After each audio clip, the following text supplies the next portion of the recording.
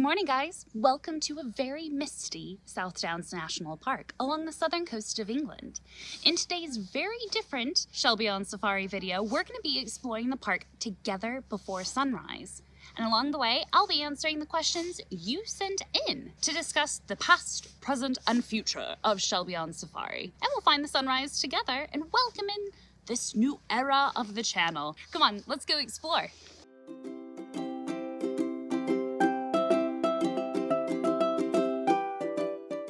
The first set of questions are about kind of history/travel, and the first one comes from my friends Harrison and Evan, the Wildlife Brothers. They asked, what's the most important lesson from history that you've learned from your video production and research that you think should be applied to modern day zoology and conservation? Fantastic question, gentlemen. And I would say, ironically, it's the fact that we don't often learn from our past mistakes. One thing that comes to mind is DDT, or lead bullets, and how it has had significant impact on a variety of different animals across the world. And yet still, there's issues facing that. And, we've almost lost animals like the California condor or the bald eagle because of that. And so you would hope and think that we would learn our lesson from almost losing one of those beautiful animals and apply it to other areas. Now, the Wildlife Brothers also asked this very difficult question. If you could choose the power to either teleport with as many people as possible or time travel all by my lonesome, which would you choose? Well, you see, Harrison and Evan, that's a very tricky question. I was very tempted by the time travel question. I know of a few places I would love to time travel to. However, I've watched enough time travel shows and movies to know how dangerous of a game that is. And without a doubt, I would honestly go for the teleportation one instantly, because I'd be like, I need some vitamin D, which I really do because I'm really ghastly pale. I would teleport with probably Maui. I'd take Maui with me on a lot of adventures for Shelby on Safari. Great question, guys. Let's continue on and see what else we can see and hear what else we can hear, and hopefully find that sunrise. Let's go. All right, so the next bunch of questions are all about animals, woohoo! And the first one comes from John, who asked, what's my most memorable moment working with cheetahs? And John rightly remembered that cheetahs are my favorite, and they happen to be his favorite too. Good choice. In fact, when I was 21, 22, I got to work with my very first cheetah. His name was Victor, and he was absolutely stunning. He was a bit more comfortable with people, and to the point where he was an ambassador kind of for his species. And at the collection I worked at, it wasn't uncommon to, take Victor, not for a walk, but we would kind of walk him around and do kind of zoo education. It was a great opportunity to use how he came to us, being hand-reared, as an ambassador for cheetahs, and hopefully inspire the next generation of students to love cheetahs. And so I think that very memorable moment was in fact taking Victor out on our first walk and doing the presentation with him. It was an opportunity of a lifetime. The next question comes from a friend who wishes to remain anonymous, and they want to know if I have any advice for any aspiring wildlife biologist. And I would say one of the mistakes, well, not mistakes, I did kind of change it, but kind of a mistake, was being solely focused on cheetahs. And ironically coming after that question, but in the sense that I knew I wanted to work with cheetahs, I was gonna work with cheetahs, and I was very stubborn about, I need to work with cheetahs. Eventually I was like, well, I got to get hours for vet school. There's not that many kind of cheetah places around where I can go and volunteer with cheetahs, so I'll try wildlife rehabilitation. And doing that route really helped me in many different ways, and got to work with a variety of different species. And then eventually when I went to Y, did that. And so I'm pleased to say that I didn't just limit myself to cheetahs. I was able to expand my interests, and I hope that future wildlife biologists don't think, oh, I just got to do native species conservation, for example, which is a great thing to do. But in the beginning, try to broaden your horizons, because the animal world is so small and you never know who you'll come back in contact with. And it's been funny looking back on my journey and seeing people that I never would have thought I'd come back into contact with. Somehow they have come back into my life. And so it's really important to make as many connections as possible, but at the same time really give you as a biologist a nice holistic picture of what it is we do and why we do it. It's so nice to be able to pull from different experiences from many different places and with many different people. And the last two regarding kind of animalish things come from my buddy Choppa. Now, Choppa, oh wait, sorry, there's three. Choppa asked three. Choppa wants to know, would I rather own a zoo or research center? Now, that's a fabulous question. I would say I would own a zoo, but because it is, in many countries, a legal obligation, if you are going to be an accredited zoo, to do research, why not have both? So the zoo would be a research center. I don't know if that's a cop-out, but like one of the things that zoos are there to do is to get research on animals, make their lives better in captivity, but also help with in situ conservation efforts as well. And so, yeah, you probably wanted one or the other. So if I'd have to choose, I would say a research center, but my zoo would be a research center, just clarifying. The next question he asked is, what is my favorite animal that is the master of camouflage? The one I haven't spotted yet. I can't take credit for that. I can't. I'm sorry. That was from one of my really good friends. The last question from Choppa is the craziest animal that I have seen up close. Well, Chops, I would say it is, even though I've just talked about the cheetah and how beautiful it is and how much I love it, it's actually going to be a polar bear. So when I used to volunteer at the San Diego Zoo, I applied for an audition to be their Arctic ambassador, to go up to the north to study polar bears with Polar Bears International. And they actually filmed a TV show following me, a Californian surfer girl, going up to the Arctic, which was great. And it was lots of fun, great experience. And actually, this was the jacket I wore during that time. It's still a beloved jacket.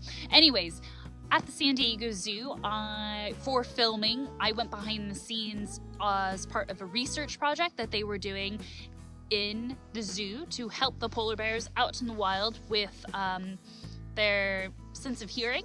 And so I got to be about this close to the polar bear. Obviously, there was a barrier there.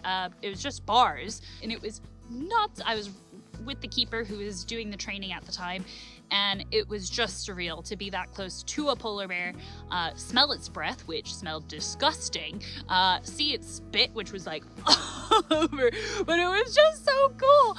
And yeah, definitely an experience I'll never forget, being that close to a polar bear. It was absolutely surreal. Alas, let us carry on. All right, so the first question, now that I'm settled sitting on the ground, because we got quite a few of them, so I'm going to be here a while. The first one comes from the Wildlife Brothers yet again with another hot take question. Why do you feel that the intersectionality between wildlife history and pulp culture is so important to recognize and understand? Is there something in particular that draws you to those subjects and their relatedness? In all honesty, Harrison and Evan, I just love all three of them, and I think there's something we can learn from each of them. And if I had to pick one thing that really stands out to me about how they're all connected, is the passion and, enthusiasm for saving wildlife, like Gerald Durrell. And then take a look at, the world of animals, and I guess that relates to Gerald Durrell as well, but the people who spend their lives and really dedicate themselves to preserving the amazing animals around us, whether they're out in the field doing it or doing education, whatever the case may be. It's the passion and the enthusiasm between those subjects that does inspire, you know. We don't know who inspired, you know, the Pokemon creators to put in little nuggets like that in the Pokedexes, but I can bet they've done their research enough to be inspired by people of the past and people of the current, you know, doing some fantastic research now. So if we can find a way to connect that, to make it relevant to audiences who may not care about animals, but they do care, say, about Pokemon, and get them to recognize, actually, wow, there are real life Pokemon that surround us. Like, I can go out for a walk and listen to the birds sing, and why are they singing? Oh wait, they're being territorial? Oh my gosh, you know, like little things like that. I don't know, it's just, it is fascinating. And I didn't realize quite how interconnected they were until I started doing this channel. What makes me unique is that I love a variety of different things that at first might not seem connected, but as you do your research and pull back the layers, like an onion, I do a Shrek impression, but I'm not very good at it. There are layers to them that are connected. And so, fantastic question. Actually, come in with another one. Oh boy, another deep question from the Wildlife Brothers. What part of YouTube has been the most challenging, and what positive things have you taken from overcoming those challenges? And I would say it's time. And, you know, I started the channel when I was on furlough, and I had the luxury of time. And so it was really challenging sticking to my goal of one video a week when I went back to work, and juggling the research, the filming, the editing, everything that goes in behind the scenes. Not just research for the video itself, but research on how to put it on YouTube, create the thumbnails, you know, do the subtitles, do a good description, all of those things as well. And I think that the first few weeks were really tough, and I didn't want to give up because I am stubborn and I really, really wanted to keep this going. For the positive thing, I think it was actually reflecting back with my friends, you know, like those who I was working with or my family around me, who recognized that was difficult and saying, wow, you know, how you doing? And I was like, dude, help, it's a lot of work.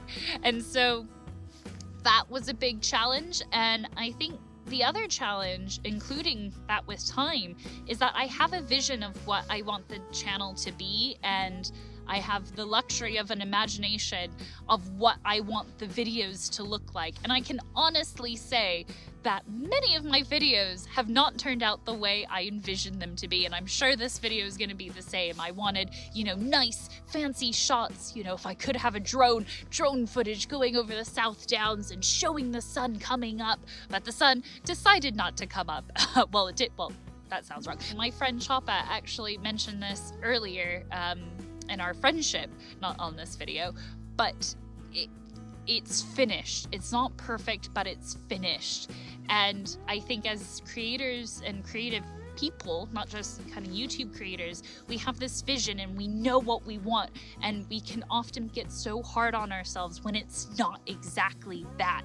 But the fact that we came out, you know, I got up early, I managed to get my face on and get dressed on a really early Sunday morning when I just want to sleep in with my cats and have coffee. But I was excited to film this, and I was like, all right, let's go out and let's do this. It's not perfect, and that's okay. But the fact that you've done it and you've put in the time, you've put in the effort, and that's what you get, and you done it, and it's uploaded. Speaking of big videos and planning ahead, Jody has a couple of questions. She's asked the biggest video planned for this year. Well, Jody, I have quite a few big plans coming up, and I don't want to say it and possibly jinx it, or, you know, in case it can't happen. But Jody also asked a question which may or may not be related. She asked why I left California. And so I did leave to come to study at a really amazing school, the Royal Veterinary College in London, and did my master's. And on the course, I met my now husband, which is why I'm still here in England. And so that may or may not be related, wink wink nudge nudge, to couple of big plans that I have for the channel should I be able to travel again. That's all I'm going to say on that. Another friend who wishes to remain anonymous, if I can talk, asked my favorite video so far and why. Now, without a doubt, I would say my favorite video to film so far was the Flash and the Cheetah video comparison. And that one is easy because it came to me while I was out on a run. I love animals. I love the Flash and superheroes and things like that. I wonder how related they actually are and if people have looked, because I have a few channels that I love to watch, like New Rockstars. I love watching them. And so I thought, oh, I wonder if like channels like that exist where they combined animals and pop culture. And I didn't find any. And so I was like, actually, I love both. Let's see what they have in common. And so thus that video was born, and thus I realized, actually, alas, I could fill that niche in the market. My buddy Sean has asked, have your goals changed from when you first started the channel? Great question, Sean, from Whatever the Weather Animals. I encourage you to check her out on Instagram if you haven't already.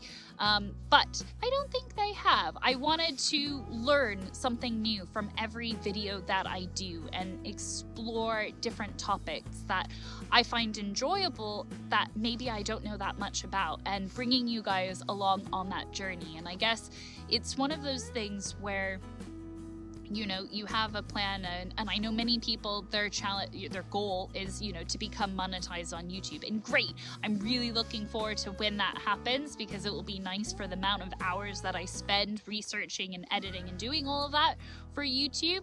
But my favorite thing and my goal for the channel was to introduce people to ideas or animals that they may not have heard of, or, you know, connecting, you know, animals in pulp culture. The ptarmigan video stands out because I had so many people come to me and be like, oh my gosh, I had no idea that this animal existed.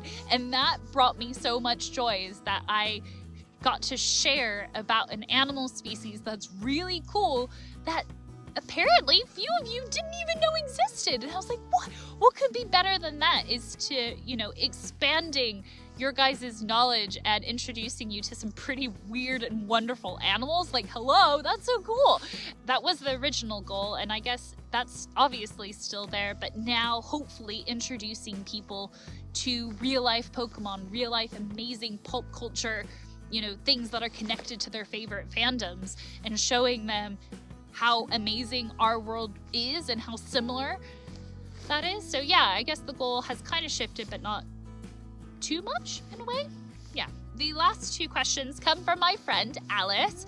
Alice asked, what did I do to celebrate 1K? Well, I filmed this video. I've asked you guys your questions, and you guys have been so kind to send me in your questions, and I really appreciate it. But I was actually in the middle of eating dinner. I was waiting to hear from my mom if my little sister, whose birthday it was, if she had woken up. And I had got a buzz at the dinner table, and I know I shouldn't be checking my phone at the dinner table, but two things. It was my sister's birthday. I was waiting for her to wake up, and I was really, really close to 1K subscribers. And then I checked, because I was like, I think I should check. And I checked, and then I just like felt this like tear fall from my face. It was really, really sad. But yeah, it just hit me. I was like, what? We done it? And like, luckily I didn't have any food in my mouth, or else I probably would have choked. Alice also asked, what are some of my favorite foods? And I would say it is Mexican food. I love Hawaiian food. And in particular, I know there's a particular pie that she wants me to say. And so I'm going to say it's chocolate haupia pie is my favorite dessert. And talk about teleportation, referring to earlier on, I definitely would teleport to Ted's right now and have chocolate haupia pie, for sure. My legs are frozen and fallen asleep. I have yet to see the sun, but I do know the sun's behind the clouds somewhere, and it has risen on this new era of Shelby on Safari videos, and I'm so excited and so thankful to each and every one of you for joining the Safari, for interacting with my videos, for liking, commenting, all of that jazz. And I want to end lastly with a shout out to the amazing creator squad that I met on Clubhouse a year ago now, really. And that is everybody from Choppa to Jason to my friend Grace of Honest B by G, who you guys know because we've done many live streams, Emma of Pseudo77, Tiff of A Girl in Her Passport, Jason, TDLR, filmmaker, Fabian, who doesn't still have a YouTube channel, Dakota. Oh wait, I forgot somebody. Ken, that's right. I wasn't gonna forget you, Ken. But yeah, guys, you have been so helpful, so encouraging, and ever so great to help on this journey of YouTube and creating content. And I encourage you guys, if you are looking to create a YouTube channel, find some fellow creators to surround yourself with, to ask questions, to support each other, because they have definitely made the journey far more enriching, not just because of helping me with logistical YouTube stuff, but being really solid people and really amazing friends. But yeah, thank you so much to all of you for joining the Safari Squad. I'm gonna go get that well-earned cup of coffee, and I will see you in next week's video. But if you want the adventure to keep continuing, check out a playlist here or a playlist there, and I'll see you in whichever one you decide to go to. All right, let's get moving.